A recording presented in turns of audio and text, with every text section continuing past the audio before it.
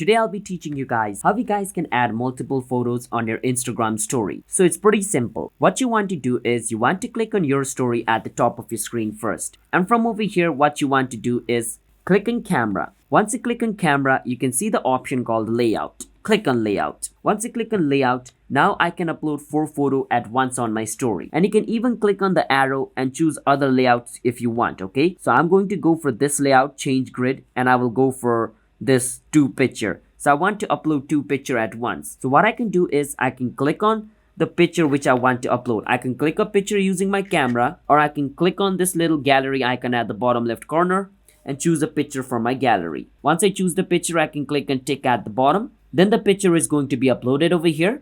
Now I can click and tick at the bottom of my screen, click on the arrow at the bottom right, click on your story and click on share, click on done, and then it's going to be uploaded. And that is how you guys can add multiple photos in your Instagram story. So if you guys found our video helpful, then hit the subscribe to our channel, How to Guide. I'll see you guys next time.